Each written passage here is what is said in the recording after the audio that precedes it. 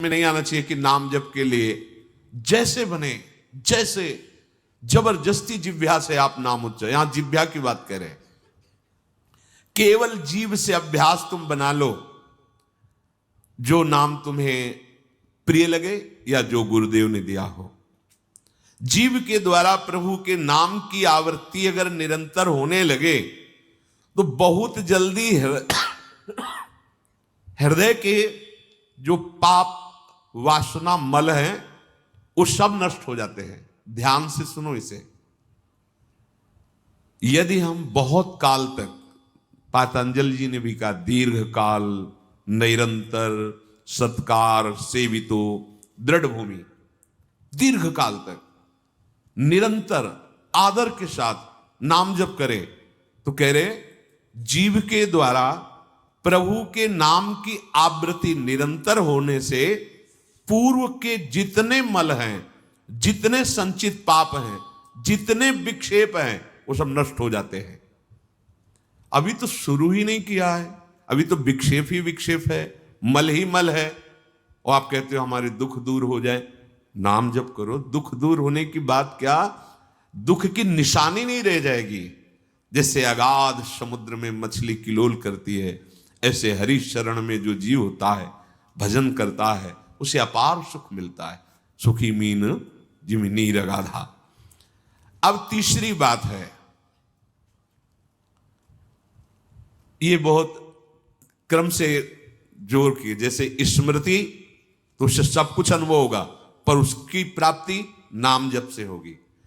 अब नाम जप में हमारी रुचि, नाम जप में हमारी भावना पुष्ट हो, उसके लिए कह रहे हैं तीसरी बात बहुत आवश्यक है, भगवान की कृपा पर पूर्ण विश्वास होना।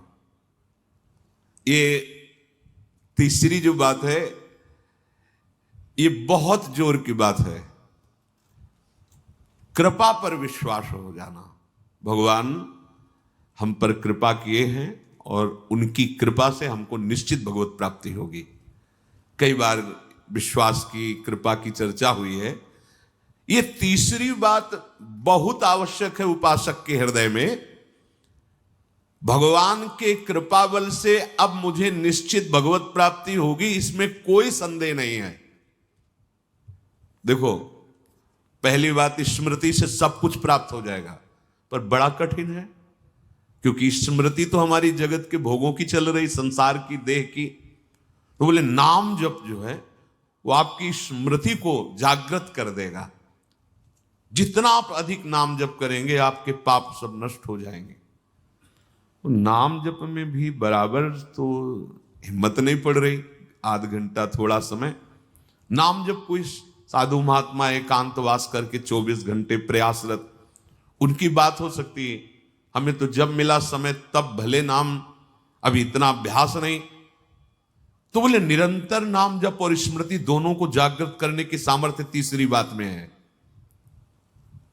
भगवान की हम पर बहुत कृपा है।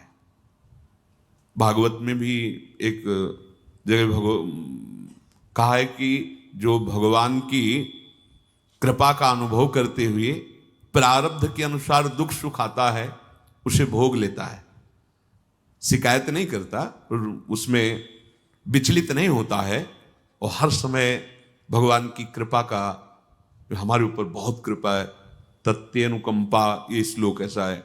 उसे भगवत प्राप्ति ऐसे हो जाती है जैसे पिता की संपत्ति पर पुत्र का अधिकार स्वयं हो जाता है। ऐसे हर समय भगवान की कृपा का अनुभव करना बड़ी कृपा है हमारे ऊपर। जो दुख सुख आवे उसे सह लेता है, भगवत चिंतन, वो निश्चित भगवत प्राप्त हो जाता है। तीसरी बात हृदय में बैठालनी कि भगवान की कृपा बल पर भगवत प्राप्ति बिल्कुल निश्चित हो गई मेरी। ये मानने में क्या जाता है तुम्हें? तो आप कह दो कि हमारे अंदर तो विकार हैं, अभी भजन नहीं। भगवान की कृपा बल की बात कर रहे हैं। पहली स्मृति, दूसरी नाम जप, तीसरी बात करें कृपा बल पर। उनकी कृपा से क्या नहीं हो सकता? कहो कृपा ते कहा ना हुई। अरे वो मूक से वेद पढ़वा दे, लूले लंगड़े से सुमेर पर्वत फंदवा दे, छोटे सांप के बच्चा से गरुड़ को खा जाए। भगवान भगवान तीसरी बात बहुत जोर की है, जिसमें दोनों बातें आ जाएंगी, निरंतर नाम जप और भगवत स्मृति भी आ जाएगी। प्रभु के कृपा बल से प्रभु की प्राप्ति में अब कोई संशय नहीं है। ये भी सुबह कहा था जो साथ के पास कि तुम चिंता मत करो, बस जो हम कह रहे हैं निषेधात्मक जो बातें उनको तुम मत करना, तुम पड़े रहोगे तो भगवत प्राप्ति हो जाएगी। क्योंकि हम हैं किनके? श्री जी के। यहां जो भी आप छोटी सी भी चेष्टा कर रहे हैं, बहुत बड़ा भजन हो रहा है, महल में है, वृंदावनेश्वरी के धाम में है, एक छोटी सी भी चेष्टा, जैसे कहीं सोनी लगा दिया, कुछ भी जो भी चेष्टाएं कर रहे हो, खान पान संबंधी भी जो चेष्टाएं करो, वो आपका भजन। या फिर स्वार्थ आपने भजन गए, तुम चिंता मत करो भगवत प्राप्ति की। ये हम केवल निज जनों से नहीं, माइक से कहें कई बार कि आप सबको निश्चित भगवत प्राप्ति होनी, इसीलिए प्रभु ने धाम बुलाया, सत्संग सुनाया। अगर प्रभु को अपनी प्राप्ति न कराना होता तो संयोग क्यों देते? हम फंसे होते माया प्रपंच में। तो तीसरी बात कि अब हमें कोई संशय नहीं, मेरे को भगवत प्राप्ति निश्चित होगी, क्योंकि मुझे भरोसा है श्री जी का, मुझे भरोसा है वृंदावन का, मुझे भरोसा है आचार्य और गुरु का। अब ये बातें हमें डर पाओ मत। हाँ, हमारी कमजोरी है, हम अभ्यास कर रहे हैं भजन का, पर अब मुझे ये नर्क स्वर्ग अपवर्ग आसने ये आ गया भरोसे से, ये कृपा का भरोसा हुआ तो ये बात आ गई। मानो भगवान की प्राप्ति बस मेरे को हो ही गई, ऐसे रोज सोचना है। हे महापुरुषों के वचन है। तीसरी बात बहुत जोर की है, नाम जप और भगवत स्मृति इसी में आ जाएगी, क्योंकि भगवान की कृपा से सब कुछ हो जाता है। मुझे इस जन्म में भगवत प्राप्ति पक्का होगी, भगवान की कृपा बल से, प्रियाजू की कृपा से। अब मुझे ऐसी भावना करनी कि बहुत जल्दी भगवत प्राप्ति मेरे में अब अनुभव हो रहा है कि प्रियालाल की कृपा बढ़ रही, विकार क्षीण हो रहे हैं, भाव बढ़ता जा रहा है, मुझे बहुत जल्दी भगवत प्राप्त, ये सोचना है। जब हम गंगा किनारे भ्रमण कर रहे थे तो एक लाल जी योगी नाम के महात्मा थे, तो रात्रि में, प्राय संत जन रात्रि में जगते हैं, तो उनसे मिलने गए, तो रेत में ऐसे कपड़े का वो तंबू उसी में थे। उन्होंने कहा देखो, तुम्हें जो बनना है वो सोचो, जो सोचोगे वही बन जाओगे। तो छोटी सी डायरी रखते थे, एक पेन लिखा, उसी समय आज भी वो लिखी रखिए, जो तुम्हें बनना है वो सोचो, वैसा सोचो, जैसा सोचोगे वैसा तुम बन जाओगे। सोचो, भगवान की हम पर बहुत कृपा है, हमारे अंदर दैवी संपदा बढ़ रही है, विकार धीरे धीरे क्षीण हो रहे हैं, मतलब मुझे प्रभु मिलने वाले हैं, मुझे प्रभु मिलने वाले। आप देखो इसका प्रभाव देखो, प्रभु की कृपा से अवश्य अवश्य अवश्य मुझे भगवत प्राप्ति होगी। बस अब तो भगवत प्राप्ति होगी ही, क्योंकि प्रभु की कृपा है। ये शब्द पकड़ो, अंदर तुम्हारे अंदर अपने में कोई बल नहीं, अपने में कोई साधना नहीं, पर यहां कृपा की बात है, भगवत कृपा बल। अपनी असमर्थता, बहुत अमृत में वचन है, अपनी असमर्थता, अपनी अयोग्यता, अपना अनाधिकारपन, ये है क्या?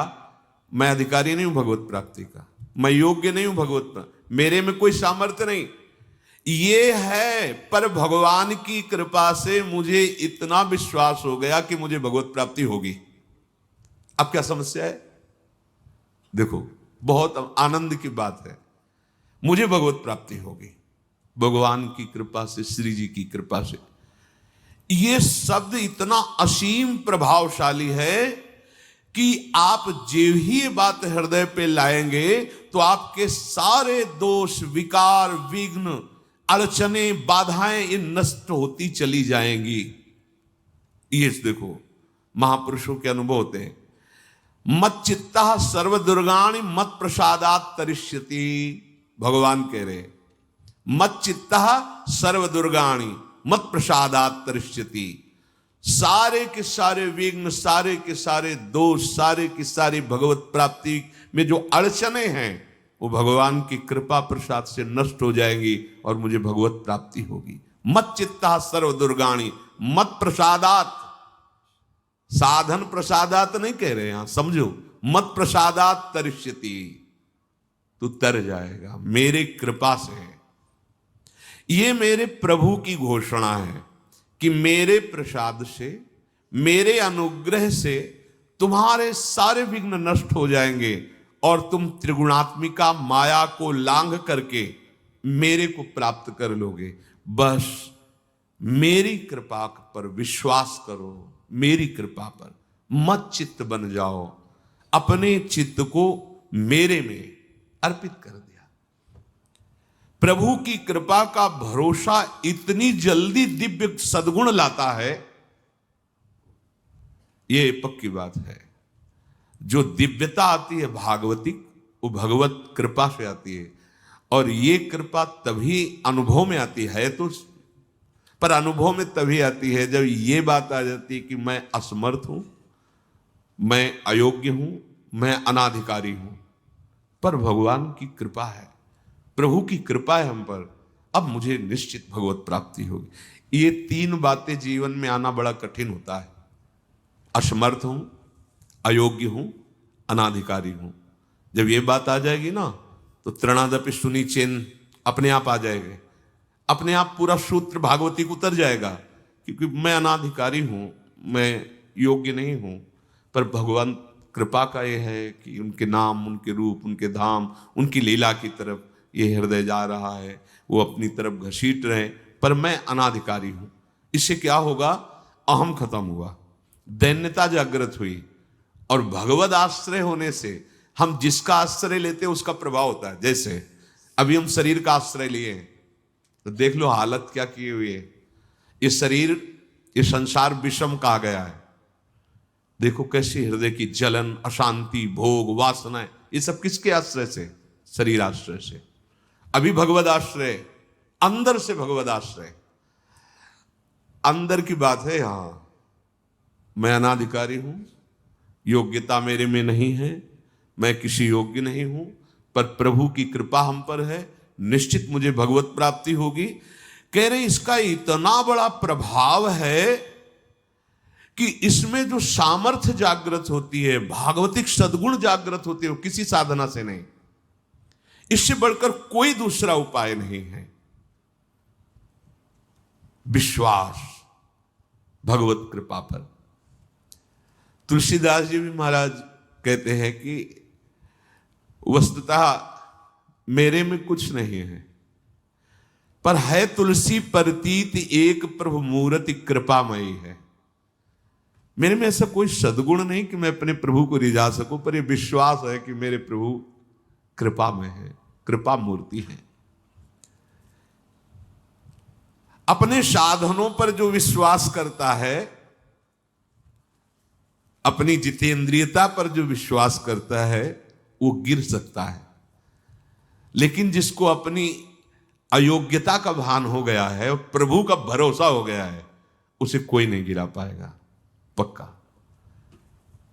बच्चा बन जाओगे, अयोग्य हूं, पर आपका भरोसा, तो कोई प्रश्न नहीं आएगा जीवन में। अगर प्रश्न आता है तो आप वाणी से बच्चा कहते हो, लेकिन अंदर अहंकार है, वो अंतर्यामी सदगुरु जानता है। मोमन कबहु तुम्हें ही ना लागो, ज्यों छल छाण स्वभाव निरंतर रहत विषय अनुराग।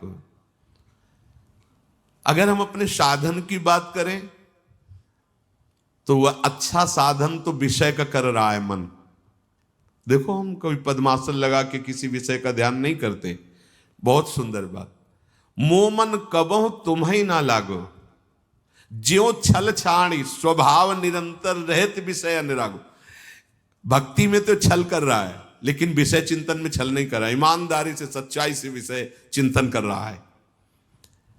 मेरा मन हे प्रभु कभी आप में ऐसे नहीं लगा जैसे विषय में ये छल छाड़ कर स्वाभाविक लगता है।